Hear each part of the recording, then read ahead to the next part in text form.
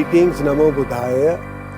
I am K.T.S. Sarao, Professor and former Head of the Department of Buddhist Studies, Delhi University. In this module number 17, I shall be talking about Buddhism under the Mauryas. The Mauryan Empire was founded by Chandragupta Maurya approximately around 321 BCE. He was a follower of Jainism, and his son Bindusar, who ruled from about 297 BCE onwards, followed Ajivikas. Chandragupta's grandson Ashoka ruled approximately from 268 BCE till 232 BCE, ruled over most of the Indian subcontinent except the extreme south. The Mauryan Empire declined from about 50 years after Ashoka's rule and came to an end in 185 BCE with the assassination of Bhadrat by Pushyamitra Shunga, who laid the foundations of the Shunga dynasty. The Mauryan period is marked by exceptional creativity in art, architecture, literature, and inscriptions.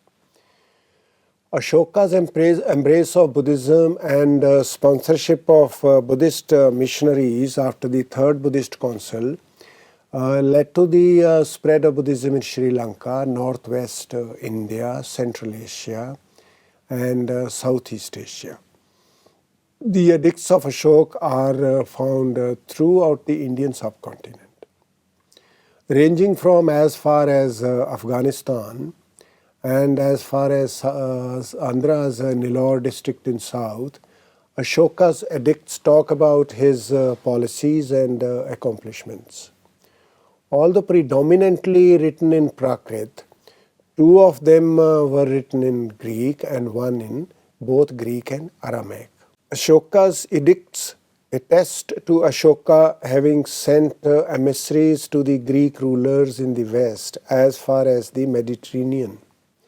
The edicts precisely name each of the rulers of the Hellenistic world at the time, such as Antiochus, Ptolemy, Amtikini, Mak, and Alexander, as recipients of Ashoka's proselytism.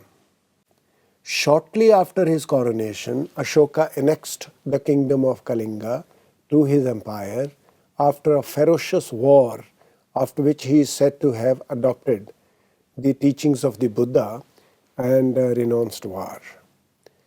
The administrative policy followed by Ashoka thereafter is generally known as his Dhamma policy.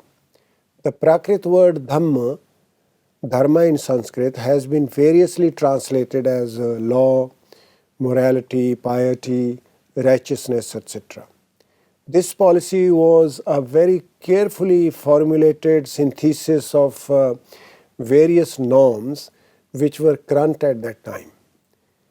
Though through his policy, Ashoka made an earnest effort at solving the problems that the complex society of his period faced, the centralization and consolidation of the empire, comprising a great number of different races and communities, were doubtless the foremost aim of his policy.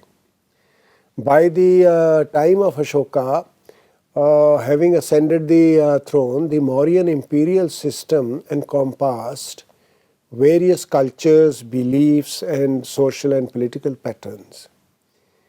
He was aware of the tensions that had arisen in the society as a result of the rise of new faiths such as Buddhism, Jainism, and Ajivikaism vis-a-vis Brahmins who continued to have strong hold on society. Consequently, some measure of hostility was inevitable, and in a situation such as this, and to bring some measure of cohesion within the empire in the midst of such diversity, was formulated the policy of Dhamma by Ashoka. Tolerance was one of the most important aspects of this policy, in which tolerance of people themselves as well as their diverse beliefs and ideas was emphasized. Thus, one often comes across statements such as this in which tolerance of different religious sects is suggested. To quote, "All sects may dwell in all places, for all seek self-control and purity of mind. And the king honors all sects. One should not extol one's own sect or disparage another's on unsuitable occasions. Concord is to be commended so that men may hear one another's principles and obey them." Unquote. Another important factor highlighted in Ashoka's Dhamma policy was ahimsa, non-violence. He declared that the drum of war, Bheri Ghosh, was to be replaced by the drum of Dhamma, Dhamma Ghosh. Further, he also issued orders not only for a restraint on the killing of animals, but also their human treatment.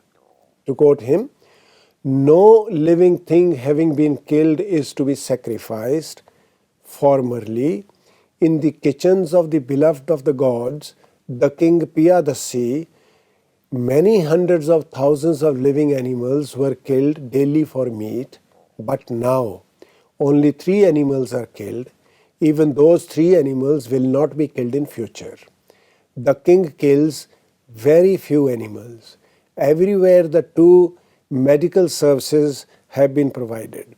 These consist of the medical care of man and the care of animals. Along the road, wells have been dug and trees planted for the use of men and beasts." He further says, "I have conferred many benefits on men, animals, birds, and fish, even to saving their lives." Unquote.